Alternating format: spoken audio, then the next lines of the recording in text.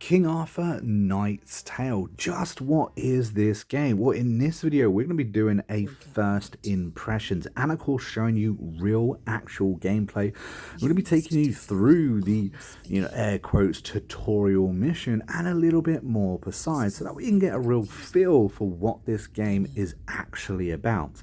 Now, we're about to come into a cutscene, so I'm going to hush down right now so you can kind of get a feel for what this game is going to be offering you. It will all become clear soon.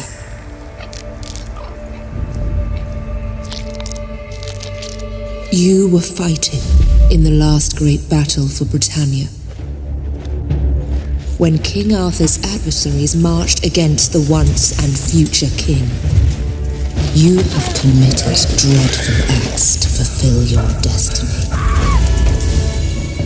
Do you remember the earth trembling? Can you recall the gathering of terrible armies? You saw Camelot burning and watched the power of magic tearing apart the world at its seams. You led knights and monsters into a deadly storm of fury and blood. You destroyed the ladies of the sun and the lords of the winter.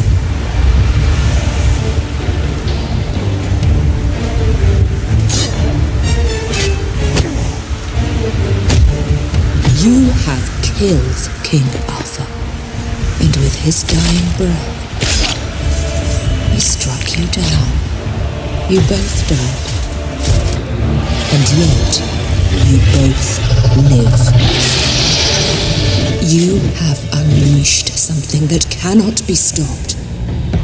The tide of madness and pain will swallow us all.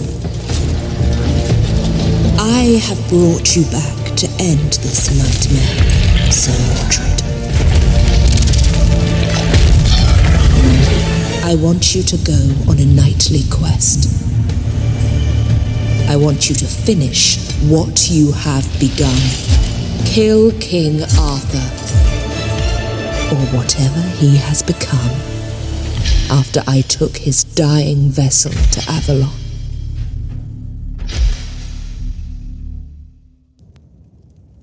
Sir Mordred, living and breathing again. But is he truly alive? I wish I could talk to him, but I can't just yet. Serves him right anyway.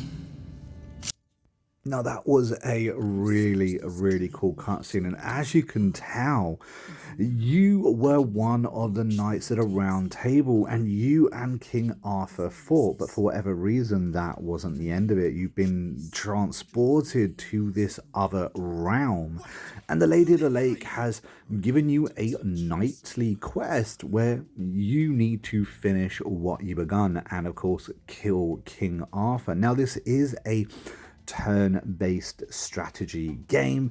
Everything you can imagine this game would be like, it pretty much is. These games are very popular at the moment. These games have come out an awful lot. This was on Steam first released a year ago. This is your console release. And I've got to tell you, just on first impressions alone, the game is vastly different. Now, it plays pretty much the same, but it looks a hell of a lot better. It's definitely been optimized a lot more than when it launched on Steam. When it launched on Steam, there was like 120 gigabyte download. This here on console today is only a 60 gigabyte download, and that is, of course, with having extra DLCs along with it too. In a dungeon rotting away, a hero's reward. An honest and capable man, but a bit dull, like an untended blade. So, are you real? Or just a ghost? Help me escape, traitor. Then we may talk. I keep my promises. I will help you, Mordred. The powers that rule this land decided to trust you with Now, I really enjoy games where you get to recruit different companions, and this game boasts a lot of different companions that you can recruit. You've got your mainstays, you've got the people you can run towards, and you've also got people that you can work towards depending on your alignment. Yes, that's right, this game does come with real decisions, and those decisions will have consequences, like, for instance, certain companions that you're able to recruit based on your decisions and alignments. I like this kind of thing. I love games where you can be good or evil, and sometimes games where it's not necessarily apparent which one or which side you're picking. Something which I found interesting with this combat is that your movement and attack all come from the same air quotes energy. You need to make sure you know that if you move a certain distance, you can still attack. And of course, you can also use up all of those ability points in just attacking if you don't move. I quite like that. I believe it's been in other games before, but it's an interesting mechanic. There are a couple of unique mechanics when it comes to this. Um, for instance, there are essentially three different bars for you to look at. You've got your armor, which will essentially stop you getting hurt. Then you've got your levels health, which will replenish every single level, every single zone you go into. And then you've got your actual character's health too. And if that gets injured, if you take so much damage that that green bar starts taking damage, well, that's when your knights will get injured. They sometimes even get long-term injuries that you're going to have to manage throughout the course of your game. I find that really interesting. You can leave them in an infirmary over certain missions in order to you know, heal up, but there is a chance they will get those long-term effects from that too. So that's also something you need to manage, because of course this game does have permadeath. And I love games with permadeath, because if you make a mistake, well, that's your mistake to own in King Arthur.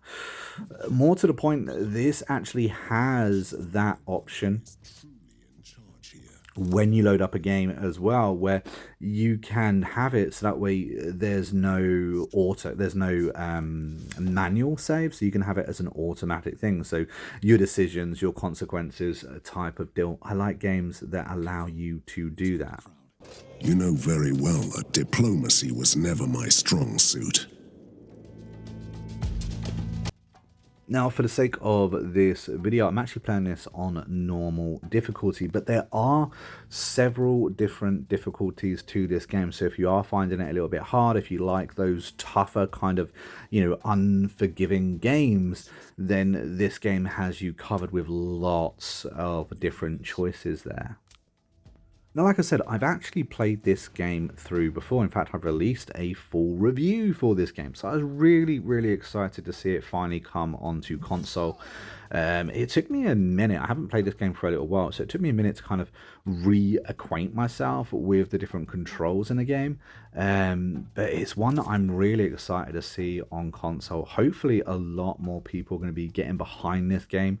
I would like to see more DLCs, for instance. I'd like to see more of this game, so hopefully you guys do enjoy it too. Now, it's actually back around 37.49, and it's being released on Xbox and PlayStation as well. And of course, if you have it on Steam, well, then it's already there. I think the combat's definitely interesting enough. I think what this game does very well is kind of give you that real feel that you are using a, fully kitted out knight wearing heavy armor, big shields. They feel like tanks taking tremendous damage at times. You're often outnumbered when it comes to battles as well, and very rarely are the odds in your favor. So making sure you understand how to prioritize enemies and thinning the herd, those kind of things, those kind of mechanics, they're very much a state within this game too. Now, you don't just get to be a knight. There are other options. But some of these creatures that we get to fight are extremely cool too. Let me just shut up for a moment. Are back as well, traitor. You probably don't I am just a walking corpse, cheated out of his death. And I will make everyone suffer for this injustice. I feel like the game does a very good job in really like getting you into that whole dark fantasy realm that King Arthur offers you. Everything is undead, everything is twisted. There are a few things that aren't, of course, but it's a real monstrous world that you're going to be fighting through, and some of the enemies are very, very cool, and it's steeped in this, you know, knightly King Arthur lore. Now, I am obsessed with King Arthur. I love the fact that this game has pretty much all of the knights of the realm, you know, embedded in it. If you go on a search mission, you'll be able to find pretty much all of them. Now, as I was saying earlier, it's not just the knights that you can be recruiting. Now, you can recruit the classic sword and shield. You've also got the brutes that, you know, that wield a two-handed massive axe or sword. You've also got archers, both bowmen and crossbowmen, and of course, you've got your magic wielders as well. So there are a real diverse range of units that you're going to be able to recruit, but of course it does hold true to that, you know, you are knights of old, of course. And as you play through the game, recruiting different companions, completing different missions, there'll be a ton of side missions that pop up too. You've also got different things to manage. You've got the loyalty of your companions to manage as well. So if you do something that they don't necessarily agree with, there's a good chance that they can leave you, or perhaps even, you know, have a little bit of a revolt against you. The decisions seem to have real consequence. You've got to really like have an idea of where you want your end game to play out. And as you can see right now, we've got these two different options. Pay attention to the left hand side, because that kind of shows you the good and the bad that you're going to be choosing throughout your playthrough here in King Arthur. Now, this is the world map that you're going to be seeing a lot. As you complete different missions, your characters are going to be leveling up. There's a few different things you can do with the level ups as well, including unlock different abilities. But it's the fact that you get to manage Camelot, which I feel is quite interesting. You actually have a castle that you can upgrade and improve. You've also got a round table where you can assign knights different titles, which again is something that I really like. Small different things like that I find really, really interesting. Something that's a little bit unique about this game is that all the in-game loot that you pick up, it's only in this stage where you can actually equip it. You can't equip it mid-battle, which is a little bit unusual for a lot of these different types of games, but once you understand that, it becomes a little bit more straightforward.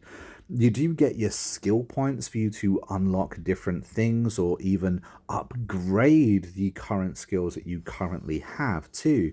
And just because you level up doesn't necessarily mean you get more health. You have to have the right armors for those, you know, to increase your health pool, for instance. And here is the morality chart as well. So the decisions that you make throughout the game will have real consequences, you know, leading to you to gain more morality or lose it. You've also got two different types of faith that you can go down as well. And depending on where you go, depends on the different type of companions or bonus companions that you're going to be able to unlock. For instance, the Black Knight and the Red Knight, well, they are only there if you're a little bit of a tyrant, or should I say a lot a bit of a tyrant by that stage. And as you progress through the game, you'll have more and more missions and things and points of interest that you will unlock too, which is pretty cool. This game is also fully voice acted, so as you go through it, encountering different NPCs, encountering different parts, it's fully voice acted. So there is a really good story here for you to unlock. You're going to be bumping into parts of the story here, there, and everywhere. Fellows, let's play. And for the most part, this is how we're going to be recruiting most of our troops. You'll find NPCs within different levels, within different areas. You'll typically have to, help them with whatever it is. They will have a task in that area they need you to do. For in this case, we need to help him survive. In other cases, you need to clear different areas and such. But all of them are voice acted. All of them have, pretty much a story for you to go down, which is really, really interesting, and it's definitely welcomed. I think this is definitely a game that they could have very easily made it purely text-based, so I'm very, very happy that it's all fully voice acted. One thing that I think is actually kind of funny is this is actually a knight. He is a son of the ghoul that we just defeated a few moments ago. So that's kind of interesting as well, how it's all kind of like interlinked. Now, this definitely isn't a perfect game. I think with games like Baldur's Gate 3 that just released last year, these kind of games seem a little bit dated at times, but honestly, I really enjoy King Arthur: A Knight's Tale, and I can tell you that it performs remarkably well on console. This footage has been taken from the Xbox Series X. I've also been playing it on the Xbox Series S, and both perform very, very well. There are a few extra options on the X, like for instance, you get to choose between higher frame rates or better graphics, which is kind of a nice little touch as well. The game that gives you options is always a good thing. I think it's interesting to note that this on launch on console does actually come with 3 DLCs attached to it. I believe you get Camelot's Fortune Pack, you also get the Painted Devils, and you get Rogues and Renegades as well. That's kind of cool. It's cool that we don't have to wait. The DLCs that launched on Steam have directly already come over to consoles so many times. We have had to wait for these to arrive, and sometimes it takes a very long time for these DLCs to arrive, but it's really good to see that we've got them all straight away. I like that. It's kind of cool. And as you just saw at the beginning of this battle, sometimes you get the options to actually move your troops around a battle depending on where you want them to go and stuff like that. So you get a little bit more strategy to it as well, which again is another thing that I appreciate with this. It's nice to see that it has a few little quirks and a few little things that are a little bit unique to it. But guys, I'm going to end this video here. I feel like I've covered a lot of the bases. I've shown you a real good idea of the gameplay loop that you're going to be facing. Basically from Camelot, that is where you'll be launching off all your different missions, going back to Camelot to heal up troops, to do certain things, equipped armor, that kind of thing. I will of course be doing a full review very soon for this as well, and hopefully maybe a few other videos too if you guys like the content. Don't forget to hit that like button and subscribe to the channel. We do have an active and growing Discord, so if you want to jump in the Discord, ask me questions about this game, share your thoughts, be very interested to know what you think of this game and if it's one that you're going to be picking up. But until next time, I've been a monk, we've been the Critically Curious, and I will see you in the next video real soon. Until then, take it easy, and of course, as ever guys, happy gaming.